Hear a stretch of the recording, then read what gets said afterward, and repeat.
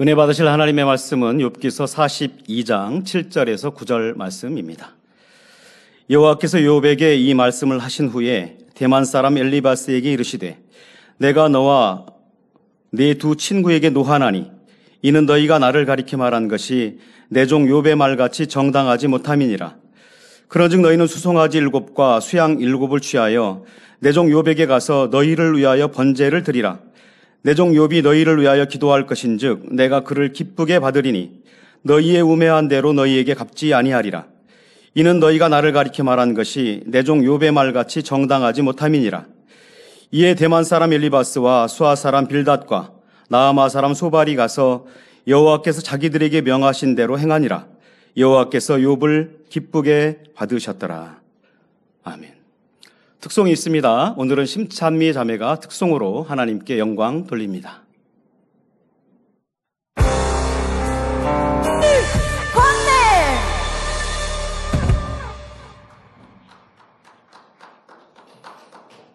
당회자님께서 욥기 강의 135번째 욥의 세 친구의 회개라는 제하에 귀한 말씀 증거해 주시겠습니다. 특송으로 영광 돌려주신 신찬미 자매님 감사합니다. 예배에 앞서 준비 찬양으로 영광 돌려주신 우리 아동주일학교 예능팀에 감사합니다. 아동주일학교 아이들 보니 너무 예쁘셨죠? 사랑스러우셨죠? 만민의 아동들이 이렇게 예쁘게 성장하고 있습니다. 특별히 아동주일학교 준비 찬양에 인도해 주신 선생님은 우리 정진영 목사님, 아내 되신 우리 사모님이신데요. 아동 교사로 열심히 충성하시고 또 우리 아이들과 함께 찬양하고 무용하는 이러한 재능도 잘 감당해 주시고 계십니다. 우리 모든 선생님들께도 감사드리고요. 학부모님들이 아이 한 명당 학부모님, 엄마, 모친들 한 분씩 붙어 계시니까 참 인원이 참 많죠. 서로 행복하고 기쁘게 잘 준비하시고 하나님께 영광 돌려주셨는데 아동주일학교 모든 친구들 감사합니다. 말씀에 들어가겠습니다.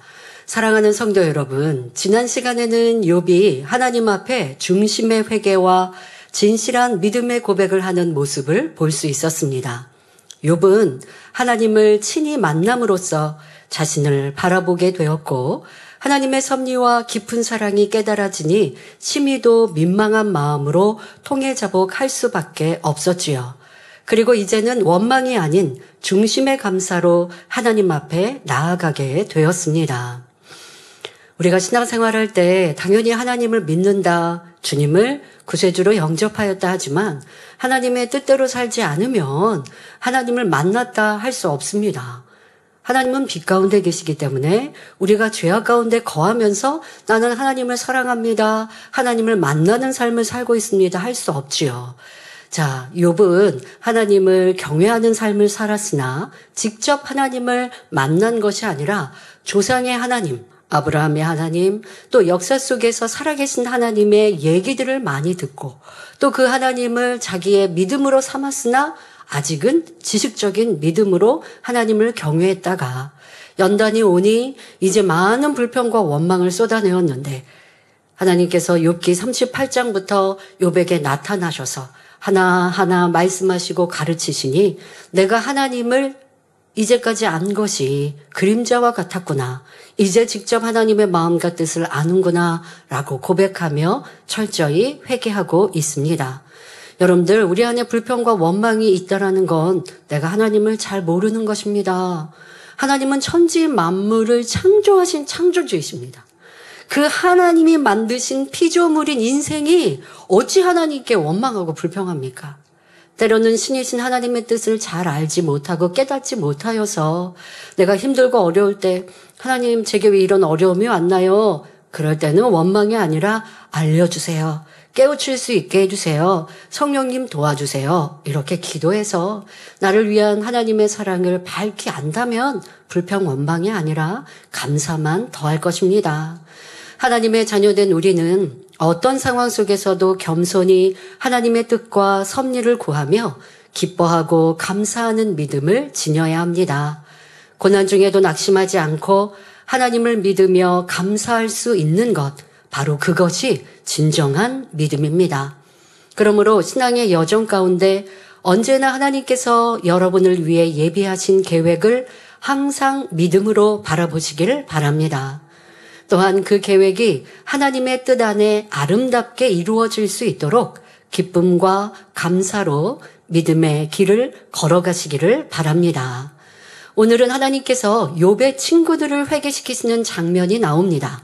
그들은 욥과 변론할 때 진리를 가지고 말한다고 했지만 하나님께서는 그들에게 진노하셨습니다. 그들의 많은 말 중에 일부를 다시 한번 살펴볼 때 더욱 깊은 깨우침과 분별의 능력이 임하시기를 주님의 이름으로 기원합니다. 욥에게 말씀을 마치신 하나님께서는 이제 욥의 친구들을 향해 진노하시며 말씀하십니다. 욥기 42장 7절에 여호와께서 욥에게 이 말씀을 하신 후에 대만 사람 엘리바스에게 이르시되 내가 너와 내 두 친구에게 놓아노니, 그러니까 3명의 친구죠. 네. 이는 너희가 나를 가리켜 말한 것이 내 종 욥의 말같이 정당하지 못함이니라 말씀하십니다. 즉 엘리바스야, 너와 내 두 친구가 나에 대해 한 말들은 내 종 욥의 말처럼 옳지 않았기 때문에 내가 너희들에게 진노하는 것이다 라고 말씀하시는 것입니다. 욥의 친구 3사람은 욥에게 큰 재앙이 닥쳤다는 소식을 듣고 욥을 위로하고자 찾아왔습니다.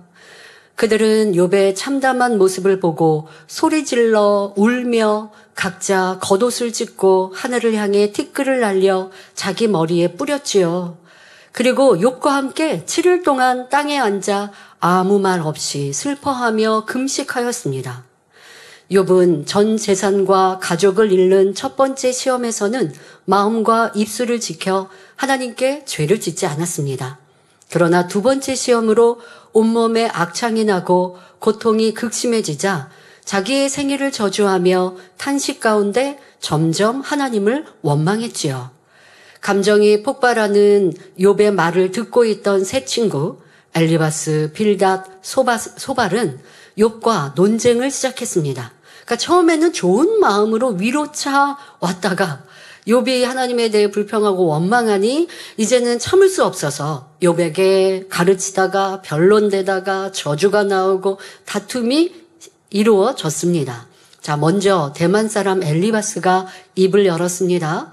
욥기 4장 7절부터 9절을 보면 욥아, 죄 없는 사람이 망한 일이 있더냐? 정직한 사람이 멸망한 일이 있더냐? 아무리 생각해 보아도 네가 악으로 밭을 갈고 독으로 씨를 뿌렸으므로 네가 심은 그대로 독의 열매를 거둔 것이 틀림없다. 그런 사람은 하나님의 말씀으로 멸망하고 하나님의 마음에 품은 것으로 인해 다 사라져버리는 것이다 라고 스스로 재판장이 되어 욥을 악인으로 정죄 내렸지요. 욥이 받는 모든 고난은 분명히 죄로 인한 결과이며 만일 욥이 정직하다면 하나님께서 형통하게 하시지 않겠느냐는 주장입니다. 엘리바스의 지금 이 말은 하나님의 말씀인 양 주장하였습니다. 하지만 이 말은 사실과 전혀 맞지 않습니다. 그러니까 표면으로 보면 지금 하는 말이 틀리지는 않아요. 죄인에게 멸망이 오고 시험 환난이 온다라고 하는 건 명백한 진리입니다. 하지만 진리도 한쪽 면만 보면 안 됩니다. 모든 것이 짝이 있고 또 사람의 마음 중심은 우리가 다 알지 못하기 때문에 눈에 보여지는 것만으로는 자칫 판단이 될 수 있습니다. 왜 그런가요? 욥은 분명 연단을 받기 전 악을 행하지 않았고 독을 뿌린 적도 없습니다. 오히려 하나님께서 순전하고 정직하다고 인정하실 정도로 하나님을 경외하며 살았지요. 그럼에도 큰 연단이 찾아왔습니다. 여기서 야곱의 아들 요셉을 떠올려 보시기 바랍니다. 요셉은 형들에게 죽임을 당할 뻔했다가 결국 타국의 종으로 팔려갔습니다. 보디발의 집에서 종으로 일하다가 억울한 누명을 쓰고 감옥에 갇히기까지 했지요. 육적으로 보면 그의 인생은 완전히 불통이었습니다. 요셉, 사랑받던 아버지의 아들, 그러다가 타국의 종으로 팔려갔단 말이에요. 거기다가 왕의 죄수를 가두는 감옥에 그것도 얼마나 치욕스러운 죄명을 쓰고 갇혀버렸습니다. 이거는 참 사람의 인생이 저리도 기구할 수 있나? 딱 이 표현이 맞지 않습니까? 그런데 성경에서는 그렇게 말씀하지 않습니다. 성경을 보면 요셉에 대해 하나님이 함께 하심으로 그가 형통하였더라 라고 기록되어 있습니다. 종으로 팔려가 일할 때에도 감옥에 갇혀 죄수로 있을 때에도 이러한 표현들이 기록되어 있습니다. 육적인 눈으로 보면 요셉의 길은 망하는 길이었지만 하나님의 관점에서 보면 만사 형통이었던 것입니다.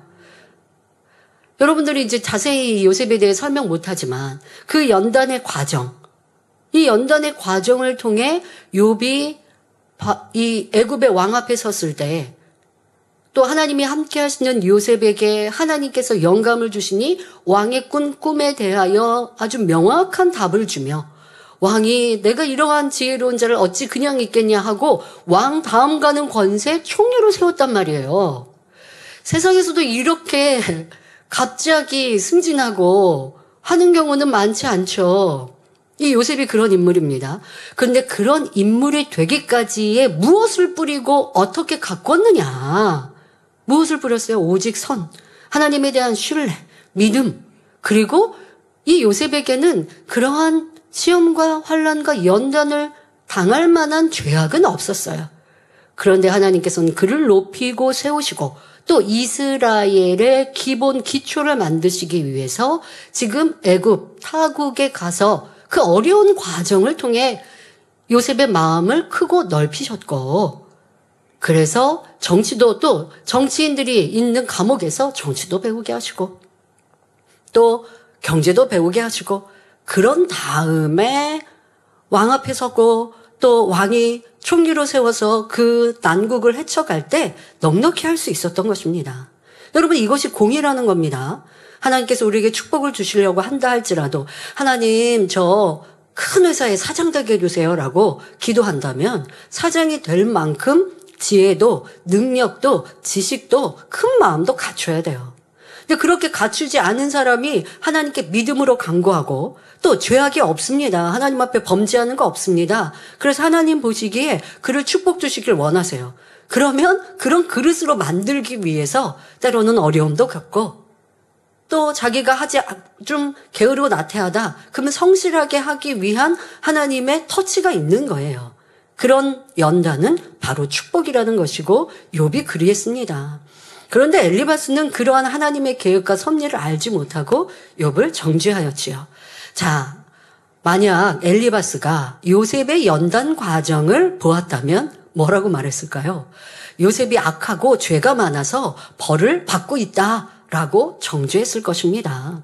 하지만 그것은 하나님이 함께 하심으로 그가 형통하였더라 하신 성경 하나님의 말씀과는 전혀 맞지 않지요. 자기 눈 속에 있는 들보를 빼내지 않으면 상대를 똑바로 볼 수 없습니다. 자기 생각과 악 속에 비추니 바로 보일 리가 없는 것이지요. 사람의 중심은 오직 하나님만 아십니다. 또한 겉으로 드러나는 상황이 전부가 아니기 때문에 우리는 현실만을 보고 함부로 판단하거나 정죄해서는 안 됩니다. 요셉은 감옥에서도 형통했고 결국 애굽의 국무총리가 되어 가족들과 수많은 백성을 구원하는 도구로 쓰임받았으며 이로써 이스라엘을 세우는 기틀을 마련했습니다. 이보다 더한 축복이 어디 있겠습니까? 그러니까 여러분들 결과를 알고 요셉의 연단 과정을 보면 연단 과정이 형통하였다, 하나님의 계획 속에 있었다라고 믿으시죠. 그리고 그런 연단도 걸쳐서 그렇게 높은 위치에 들어간다면 그럴 만한 수고해도 아까울 것이 없다라는 거 느껴지시죠? 이런 말씀 듣고도 그런데요 저는 하나님이 높이시는데 그런 어려움은 없었으면 좋겠어요. 그런 시험과 연단은 없었으면 좋겠어요. 이거는 욕심인지라 하나님께서 그런 기도와 바람에 응답하실 수 없어요. 성경에 하나님의 쓰임받았던 선진들 연단 없는 경우가 얼마나 있었는지 대부분이 연단을 통해 믿음을 온전케 하시고 시험을 통해 더 굳건한 신뢰를 만드시고 큰 그릇 스스로 만드셔서 높이 쓰임받게 하시는 것을 볼 수 있습니다. 바로 이것이 하나님의 공의라는 것이죠. 그런데 사람들이 육의 모습만 보고 판단하고 정죄하니 하나님께서는 죄다, 악이다 하시는 것입니다. 욥의 상황도 마찬가지였습니다. 사람의 시선과 하나님의 계획은 전혀 달랐지요. 엘리바스는 자신의 상식에 맞추어 욥의 상황을 해석함으로써 하나님의 뜻과는 동떨어진 판단을 하고 정죄를 내렸습니다. 욥이 죄가 없어서 연단을 받은 것도 아닙니다. 그 안에 본성 속에 있는 죄악이 있었고, 욥이 평안할 때는 그 죄악을 깨우치고 깨닫지 못하였으나 연단을 받으면서 마음에 저 깊이 가라앉아 있었던 악의 모양들, 본성 속에 있는 악들이 드러나지요. 하나님은 그것을 드러내어서 스스로 깨우치고 인정하여 온전히 버리는, 그래서 하나님 닮은 참 자녀를 얻게 하시고자 이렇게 연단의 과정을 주고 계시는데, 이것을 육으로 보고 판단하고 정죄하는 친구들은 하나님이 악하다 하고 계십니다.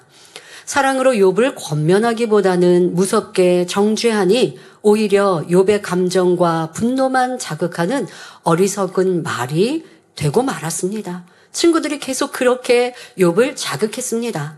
뿐만 아니라 엘리바스는 욥기 4장 10절 11절에서 사자의 예를 들어 짐승의 왕인 사자도 강할 때가 있으면 늙을 때가 있듯이 마찬가지로 인간도 이런 때가 있으면 저런 때도 있는 법이다.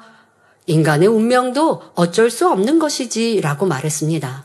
이처럼 인간의 운명을 팔자소간처럼 말하는 것은 하나님을 믿지 않는 사람들이 하는 말입니다. 하나님께서는 말씀을 듣고 지키는 사람들에게 복을 받을 때도 있고 혹여 못 받을 때도 있다라고 하지 않으셨고, 들어가도 복, 나가도 복, 만사 형통이라고 분명히 말씀하셨습니다. 어떤 질병도 물러가며 자녀의 복, 일터의 복 등 모든 복을 받는다고 약속해 주셨지요. 그런데 엘리바스는 하나님의 뜻이 아닌 세상의 이치에 따라 말을 하고 있으니 하나님 말씀에 어긋난 것입니다. 하나님께서는 마가복음 9장 23절에 믿는 자에게는 능치 못할 일이 없느니라 하셨습니다.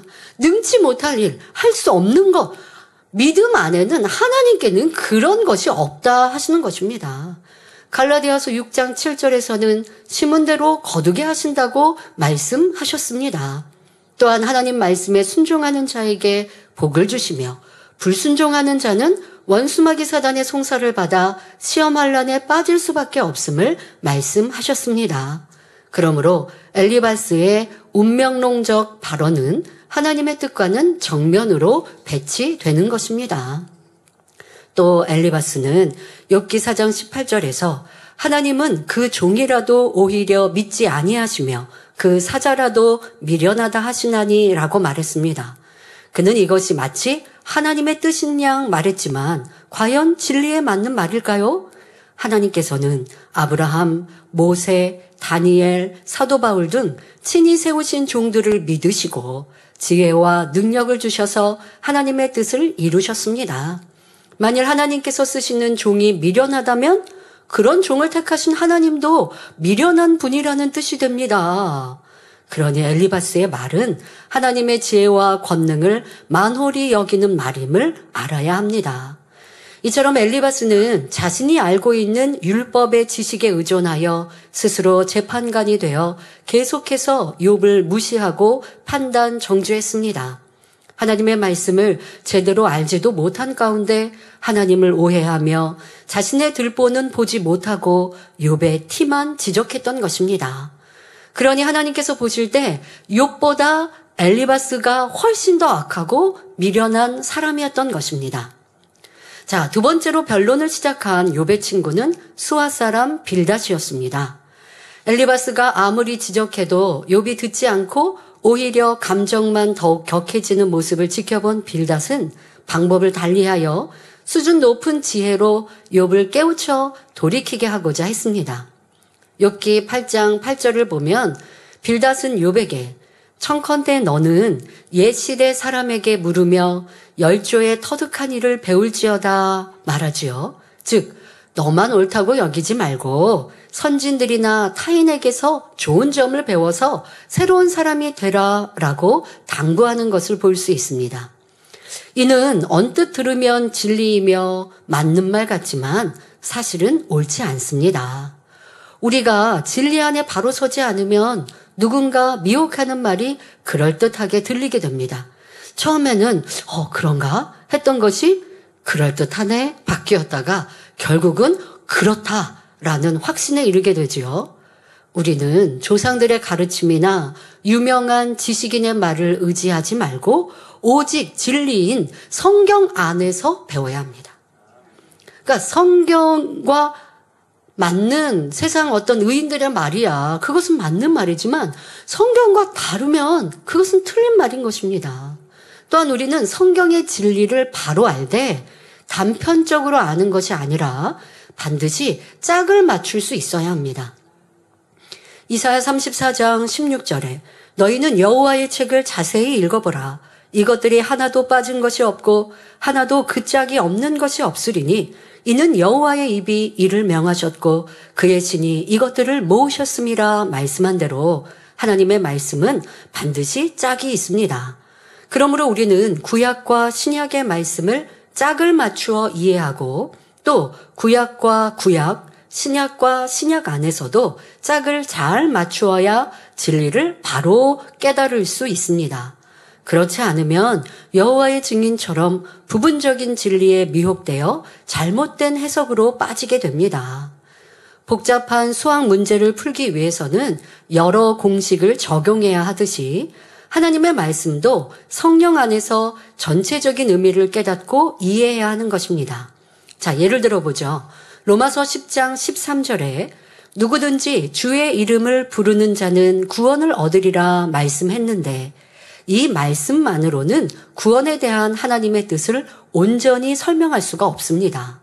이 말씀의 짝으로 마태복음 7장 21절 바로 나더러 주여 주여 하는 자마다 천국에 다 들어갈 것이 아니요 다만 하늘에 계신 내 아버지의 뜻대로 행하는 자라야 들어가리라 하신 말씀을 같이 적용해야 합니다. 자, 이 두 가지 말씀의 의미를 종합하면 로마서 10장 10절 말씀이 잘 이해가 되지요. 사람이 마음으로 믿어 의에 이르고 입으로 시인하여 구원에 이르느니라 말씀하셨습니다. 자, 이는 단순히 입으로만 주의 이름을 부른다고 해서 구원에 이르는 것이 아니라 마음으로 믿어 의에 이르고 다시 말해 마음으로 믿는 사람은 의, 바로 하나님의 말씀대로 행한다고 말씀하시는 것입니다. 그러니까 하나님을 믿는데 또 주님을 구세주라 부르는데 하나님의 말씀대로 살지 않는다. 그것은 잘못된 것이죠. 주님을 믿으니 하나님의 의, 하나님의 말씀대로 지켜 행하는 것입니다. 자, 이렇게 하나님 말씀대로 행하는 의를 이루는 삶이 전제가 되어지고 입술로 고백해야 구원에 이르는 것입니다. 그러니까 바로 이렇게 행하는 것이 믿음이고 그 믿음으로 주님을 시인할 때 구원에 이른다라고 말씀하고 계시는 것입니다.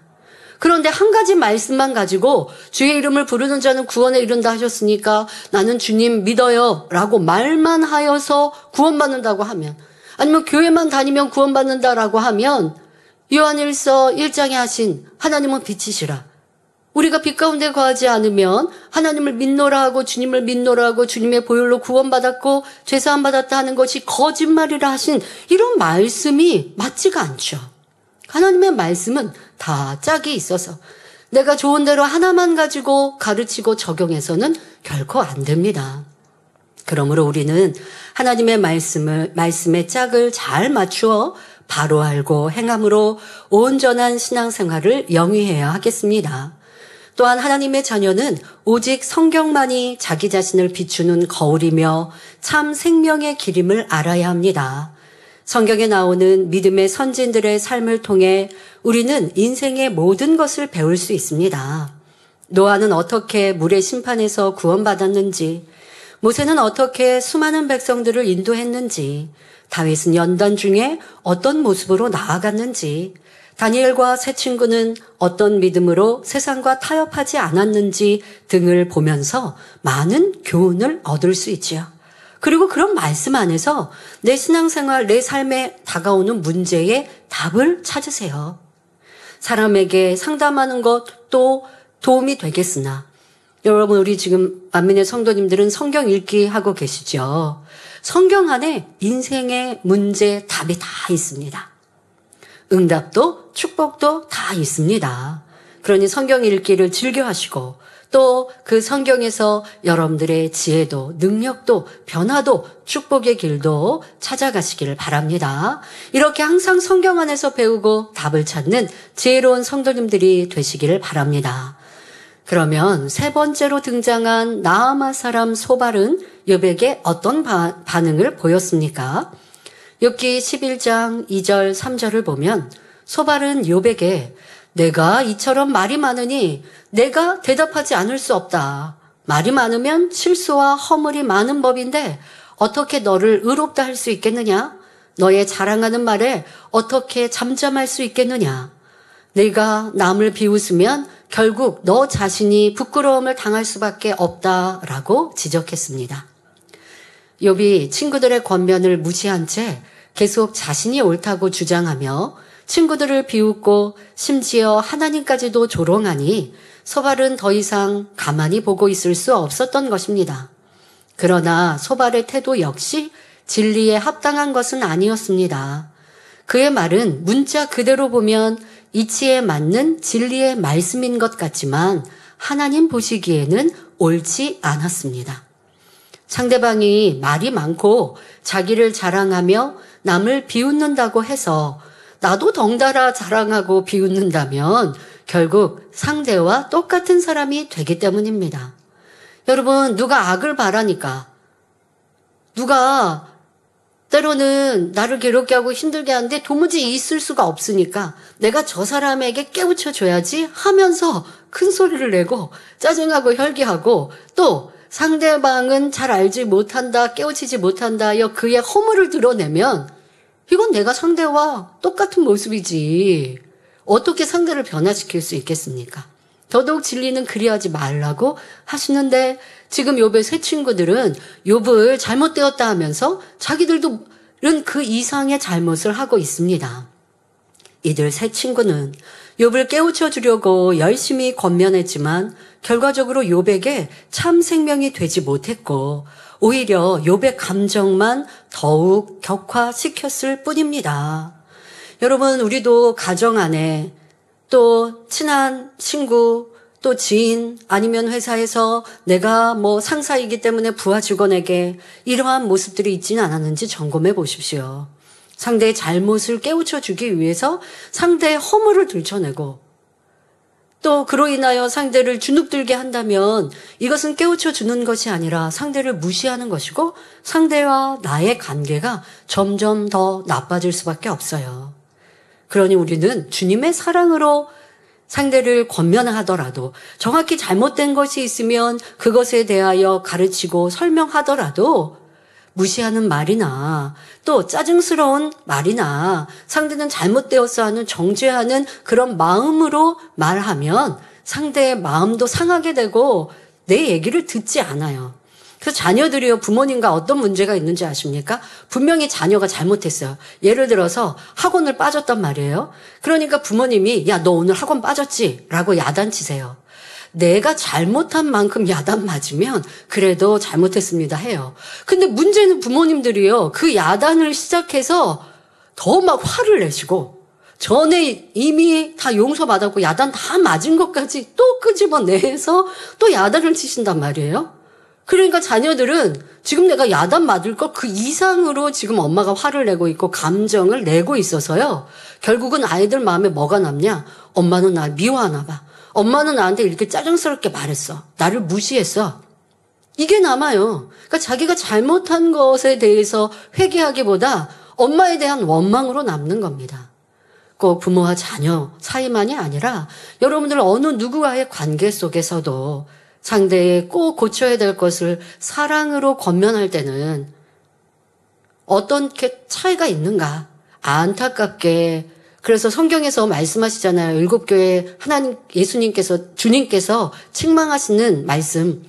좋은 책망은 어떻게 한다고요? 먼저 잘한 것을 칭찬해주고, 그리고 나서 잘못한 것을 권면해주면 상대가 마음 문을 열어서 그 권면을 잘 받아들일 수 있다. 이러한 방법까지 설명해 주셨는데, 잘못된 거 아니면 지금처럼 잘한 거 칭찬하고 잘못된 거 지적하다가 전에 있었던 잘못까지 계속 얘기하면 감정 상하게 되므로 잘못한 것을 깨닫지 못한다는 것도 알아야 할 것입니다. 지금 욥의 친구들이 욥을 위로하러 왔다가 욥의 감정을 더 상하게 만들고 있다는 것입니다. 잘했던 것도 잘못했다고 말하지를 않나. 아니면 지금 욥의 행실이 다 죄악으로 인함이었다라고 오해하며 판단 정죄하니 어찌 욥이 가만히 있겠습니까? 안 그래도 연단받아서 하나님이 왜 연단하시는지 이유도 알지 못해서 괴로운데 친구들은 지금 불난 집에 부채질하고 아니 거기에다가 기름까지 끼얹는 격이 되고 있습니다. 친구들의 말이 모두 틀린 것은 아니지만 하나님의 뜻에 위배되는 내용이 많았습니다. 그들은 욥이 왜 연단받는지를 알지 못했고 단지 욥이 죄를 지어서 하나님의 징계를 받는다고만 생각했기 때문에 욥을 악한 자로 판단 정죄했던 것입니다. 그러나 하나님께서는 욥이 의롭게 살았음에도 불구하고 그가 스스로 알지 못하는 죄성과 부모로부터 물려받은 원죄, 영적인 무지와 교만, 그리고 고난 속에서 드러난 탄식과 원망의 모습을 발견하도록 연단하신 것입니다. 이 연단을 통해 욥은 하나님 마음을 닮은 깨끗한 영의 마음으로 빚어지게 되었지요. 욥의 세 친구는 이런 하나님의 역사와 섭리를 알 수 없었기에 현재 상황만 보고 욥을 판단 정죄하며 질타했습니다. 그러니 하나님께서는 욥의 세 친구를 향해 진노하시며 이들이 욥보다 더 큰 죄를 지었음을 깨닫게 해 주신 것입니다. 자신들도 진리에 올바로 서 있지 못하면서 질병의 고통 속에 있는 친구에게 소망을 주기는커녕 엄격한 율법주의자가 되어 괴로움과 더 심한 고통을 안겨주었기 때문입니다. 성도 여러분, 여기서 우리는 무엇을 깨달아야 할까요? 많은 사람이 자기 안에 있는 들보는 보지 못한 채 남의 티를 먼저 보려 합니다. 욥의 세 친구처럼 다른 이들의 잘못을 쉽게 지적하고 정죄하려 합니다. 여러분, 누군가의 잘못이 보일 때 그 잘못은 내게 있지 않은가 생각해 보시고 내게 있으면 먼저 나를 변화시켜 나아가시고 내가 변화된 모습이 되어야 상대에게 권면해도 상대가 그 권면을 듣지 않겠습니까? 그러한 모습이 되어주시고 또 내가 상대의 잘못한 것 같은 잘못은 내게 없어요. 그래도 나는 또 다른 잘못이 있을 수 있잖아요. 그러니 지적과 권면할 때 항상 더 자신을 돌아보는 겸비함을 가지면 좋습니다. 하지만 또 우리가 이렇게 반문할 수도 있습니다. 그렇다면 상대가 잘못된 길로 가도 내가 온전하지 않으니 아무 말도 하지 않고 가만히 두어야 한다는 것입니까? 라고 생각할 수 있지요. 그러나 그런 남을 비판하고 지적하며 정죄하는 것과 사랑하는 마음으로 조용히 권면하는 것은 큰 차이가 있습니다. 설령 자기 안에 들보가 없는 온전한 사람이라 해도 다른 사람의 허물을 지적하기에 앞서 먼저 그의 변화와 회복을 위해 하나님께 맡기고 기도해 주어야 합니다.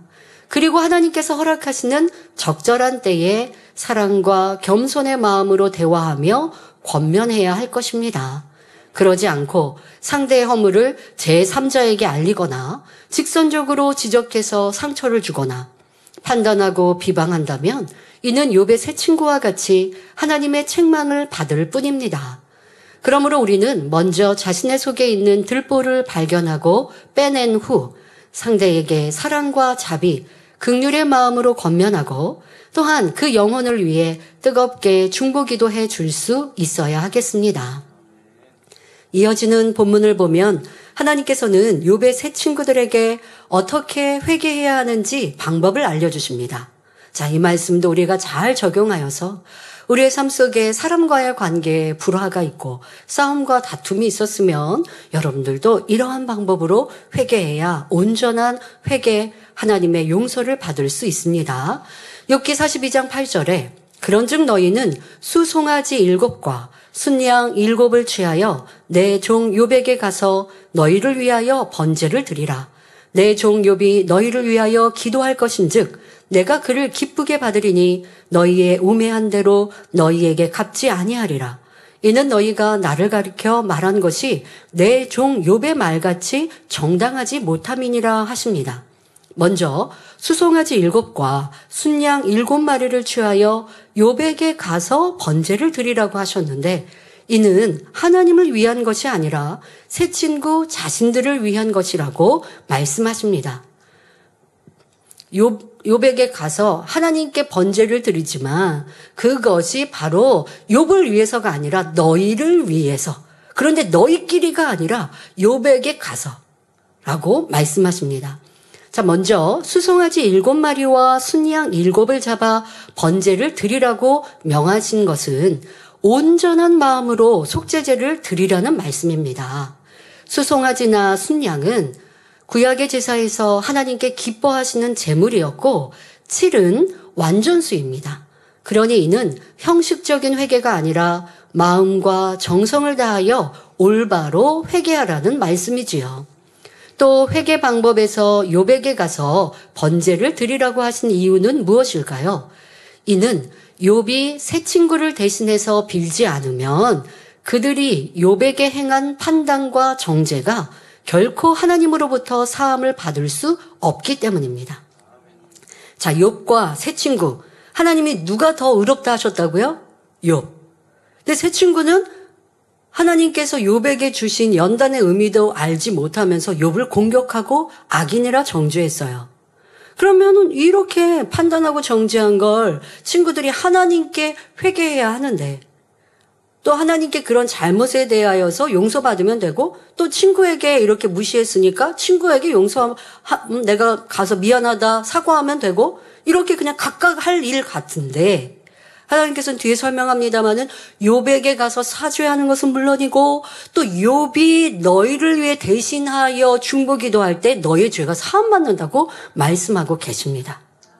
자, 이는 예수님께서 하신 말씀과도 일맥상통합니다. 예수님께서는 마태복음 5장 23절 24절에 그러므로 예물을 제단에 드리다가 거기서 내 형제에게 원망 들을 만한 일이 있는 줄 생각나거든 예물을 제단 앞에 두고 먼저 가서 형제와 화목하고 그 후에 와서 예물을 드리라 말씀하셨습니다.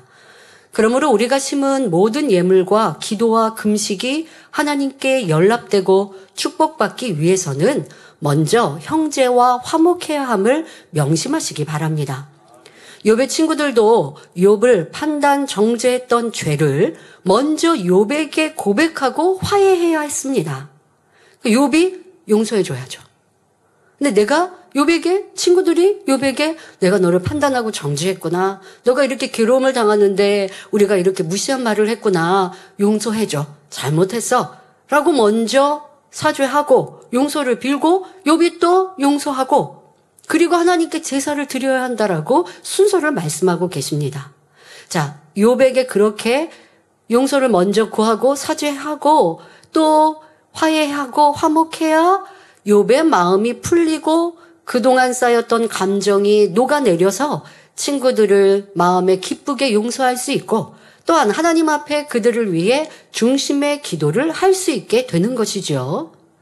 그렇다고 여러분 여기서 오해하시면 안 됩니다. 욥이 악한 감정을 갖고 친구들을 용서하지 못하고 있어서 이렇게 하라고 하시는 것은 아닙니다. 욥은 하나님을 만나 자기의 근본의 악까지 발견하고 버림으로 성결한 모습을 이루었는데 친구들이 사과하지 않는다고 미워할 리가 없지요. 하지만 사람에게 잘못하였으면 그에게 가서 사과하는 것이 올바르기에 또 이것이 진리이기에 친구들이 욥에게 나가 용서를 구할 것을 말씀하고 계신 것입니다. 또한 친구들의 중심의 사과를 받고 욥이 친구들을 위해 기도할 때 하나님께서도 친구들을 용서해 주시겠다 하셨습니다. 여기에도 영적인 뜻이 담겨 있습니다. 욥의 세 친구는 우매한 자가 되어 무지한 말을 했습니다. 욥에 대해서 정확히 알지도 못하면서 함부로 판단하고 정죄하며 괴롭게 했기 때문에 하나님의 징계를 받아야 마땅하지만 하나님께서는 이를 면할 수 있도록 그들에게 회개할 기회를 주셨지요. 하나님께서는 순전한 사람의 제사를 받기 원하십니다. 악하고 억지로나 형식적으로 드리는 제사는 받지 않으십니다. 그러니 불같은 연단을 통해 하나님의 깊고 오묘하시며 진실하신 뜻을 깨달아 이제 더욱 순전한 성품을 지니게 된 욥을 통해 제사를 받길 원하셨던 것입니다. 야고보서 5장 16절에 의인의 간구는 역사하는 힘이 많다고 말씀한 대로 의인인 욥의 간구를 받으시고 친구들에게 긍휼을 베풀어 주고자 하신 것입니다. 그러므로 하나님께서 인정하시는 의인과 함께 있다는 것은 큰 복이 아닐 수 없습니다.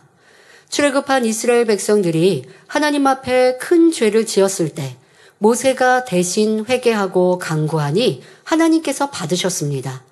다니엘도 자기 나라를 위해 대신 회개하며 절식하고 기도하였을 때 하나님께서는 이를 받으시고 나라의 앞날에 대해 알려주셨지요. 이처럼 의인의 간구로 하나님의 마음이 움직일 수 있음을 명심하시기 바랍니다. 자, 여러분들 이제 사람과의 관계에서 불목하였다면, 내가 상대에게 악을 행하였다면 그 사람과 화목하고 그리고 하나님께 회개하여야 하나님이 그 회개를 온전히 받으십니다.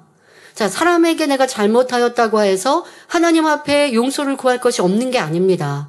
우리가 미워하고 정죄하고 판단하고 사람과 싸웠다. 그럼 그 사람만 화목하고 또 끝나면 안 되고요. 그 사람과 화목한 것을 이루고 하나님께도 회개해야 돼요. 왜? 우리는 하나님의 자녀인데 하나님께서 보실 때 세상에서 우리가 싸우고 다투고 악을 바라고 그런 자녀라면 어떻게 사랑받을 수 있겠습니까? 그러니 내가 아무리 하나님과의 관계가 아닌 사람과의 관계인데요. 하나님의 자녀는 그럴 수가 없어요. 그러니 불목했던 거, 미워했던 거, 판단했던 거, 그렇게 행한 것 상대에게 사죄하고 또 하나님께 용서를 구할 때 그러한 죄의 사함이 되는 것입니다. 그로 인해 막힌 담들이 헐려서 응답치로 축복을 받는 것이고요. 이어지는 본문을 보면 욥기 42장 9절에 이에 대만 사람 엘리바스와 수아 사람 빌닷과 나아마 사람 소발이 가서 여호와께서 자기들에게 명하신 대로 행하니라. 여호와께서 욥을 기쁘게 받으셨더라 말씀합니다. 욥의 친구 세 사람은 하나님께서 명하신 대로 순종했습니다. 그리고 욥이 친구들의 회개를 받고 하나님께 의의 간구를 드리니 하나님께서 이를 기쁘게 받으셨지요. 하나님께서 이를 기쁘게 받으셨다는 것은 욥의 친구들 또한 하나님의 은총과 사랑을 입고 용서받았다는 의미입니다. 우리는 이를 통해 하나님 말씀에 순종하는 것이 얼마나 큰 축복이고 은혜인지 깨달아야 합니다. 또한 하나님께서 사랑하시는 종에게 순종하는 것이 하나님께 얼마나 큰 기쁨이 되는지도 알아야 합니다. 이 순종이 아름답게 이루어질 때 여러분의 가정과 일터, 사업터에 복이 임하고 하나님의 인도하심 속에 형통하게 되는 것입니다. 열왕기하 5장을 보면 엘리사의 종 게하시의 이야기가 나옵니다. 당시 아람 왕의 군대 장관 나아만은 엘리사의 말에 순종함으로 문둥병을 깨끗이 치료받아 값진 예물로 살해하고자 했습니다. 하지만 엘리사는 나아만에게서 아무것도 받지 않고 그냥 돌려보내지요. 그런데 엘리사의 사환 게하시는 탐심이 나서 나아만 장군의 일행을 쫓아가 엘리사의 이름을 팔아서 은 2달란트와 옷 2벌을 받아 숨겨놓고 시치미를 뗐습니다. 그런데 하나님의 사람 엘리사는요, 그것을 다 알고 있었거든요. 그래서 게하시에게 너가 지금 어디를 다녀왔느냐 했지만 사실로 고백하고 회개하지 않으니 그 구원의 기회를 잃어버립니다. 결국 게하시는 하나님의 사람 엘리사의 말에 불순종하고 하나님의 사람에게 거짓말함으로 저주를 받아 문둥병에 걸리고 말았습니다. 만일 하나님의 종의 말에 순종했더라면 복을 받았을 텐데 순종하지 않았기에 결국 버림을 받은 것입니다. 반면에 모세의 수종자 여호수아는 어떠했습니까? 그는 하나님의 말씀에 순종했을 뿐 아니라 하나님의 종 모세의 말에도 순종했습니다. 그 결과 축복의 땅 가나안을 정복할 수 있었고 하나님께서 그와 함께 하심으로 만사 형통의 축복을 받았습니다. 그러므로 순종이 제사보다 낫다는 말씀을 명심하여 항상 순종의 삶을 영위하시기 바랍니다. 성도 여러분, 욥의 세 친구가 회개하고 하나님 말씀에 순종함으로 복을 받았는데 그렇다면 불같은 연단을 통해 변화된 욥은 과연 하나님 앞에 얼마나 큰 축복을 받았을까요? 이에 대해서는 다음 시간에 살펴보겠습니다. 이제 욥기 강의 대장정이 2편밖에 남지 않았습니다. 네, 이제 욥기 42장까지 다 와서 끝자락에 있는데요. 여러분들 이 말씀이 내게 얼마나 능력되었는지 점검하시고 돌아보시고 또 필요하면 또 들으면서 내가 욥의 친구들과 같은 모습은 없었는지, 그래서 어려움과 문제가 있지는 않은지, 너무나 쉽게 판단하고 정죄하여 하나님이 나에게 악하다 하고 계시지는 않는지 또 점검하고 이제는 하나님의 사랑을 받는 욥의 연단의 시간이 다 끝나 축복이 임한 것처럼 우리 모든 성도들의 삶에도 영육간의 축복이 넘치시기를 바랍니다. 결론을 말씀드립니다. 사랑하는 성도 여러분, 오늘 말씀을 통해 많은 것을 깨달을 수 있습니다. 첫째, 욥의 세 친구처럼 남을 쉽게 판단 정죄하며 상대의 허물만 보고 괴롭히는 사람이 되지 말고 모든 것을 진리로 분별해야 한다는 것입니다. 우리는 죄가 얼마나 추하고 더러운 것인지 배웠습니다. 여러분이 싫어하는 벌레나 뱀, 쓰레기를 여러분들의 몸에 이렇게 가지고 있겠습니까? 벌레가 내 몸에 닿으면 화들짝 놀라고 털어버리고 아우 싫어. 잠깐 지나갔어도 막 가서 씻을 것이고, 여러분들이 더러운 쓰레기 내 집안에 가득 채워놓고 함께 사시겠습니까? 그렇지 못할 거예요. 그런데 그러한 것보다 더 추한 판단, 정죄와 같은 죄와 악이 내 마음 안에 있는데도 그것을 더럽게 여기지 않고 방치한다면 얼마나 어리석은 일입니까? 판단 정죄뿐 아니죠. 미워하는 것, 싸우는 것, 다투는 것, 시기 질투하는 것. 여러분들이 이런 비진리의 것들은 지금 말씀드린 대로 뱀, 또 쓰레기, 더러운 아니면 징그러운 벌레, 그것이 내 몸에 닿아도 그냥 좋아. 같이 사는 것과 마찬가지. 이런 죄악이 우리가 싫어요, 더러워야 하는 것 그 이상으로 우리는 싫어하고 미워해야 합니다. 그러니 항상 진리에 비추어 자신을 돌아보고 악은 모양이라도 버리며 죄를 피 흘리기까지 싸워 버려야 하겠습니다. 둘째, 상대에게서 허물이 발견될 때 사랑과 긍휼로 상대를 포용하고 그를 위해 기도하는 사람이 되어야 합니다. 잠언 17장 9절에 허물을 덮어주는 자는 사랑을 구하는 자요, 그것을 거듭 말하는 자는 친한 벗을 이간하는 자니라 말씀합니다. 그런데 상대의 허물을 덮어주지 않고 오히려 그것을 들추고 반복해서 말하며 퍼뜨린다면 이는 친한 벗을 이간시키는 것이며 하나님 앞에서 큰 악입니다. 더군다나 하나님과 성도 사이, 주의 종과 성도 사이, 또 성도들 사이를 이간하는 사람이 되어서는 결코 안 되지요. 또한 그런 것에 미혹되는 일도 없어야 하겠습니다. 셋째, 하나님 말씀에 순종하고 하나님의 사람에게 순종하며 성령의 인도함을 받아 축복을 누리는 지혜로운 성도들이 되시기를 바랍니다. 오늘 말씀을 잘 양식 삼으시고 항상 진리 안에 굳건히 서서 성령의 음성을 밝히 들으며 오직 진리를 쫓아 살아가는 모든 성도님들이 되시기를 주님의 이름으로 축원합니다. 말씀 참고하시면서 함께 기도하겠습니다. 좋으신 아버지 하나님, 오늘은 욥에게 권면하시는 말씀에 이어서 또 욥이 하나님께 회개하는 말씀을 들으신 하나님께서 이제 욥의 친구들에게 회개해야 할 것을 말씀하시며 또 회개하는 방법에 대해 구체적으로 설명하여 주셨습니다.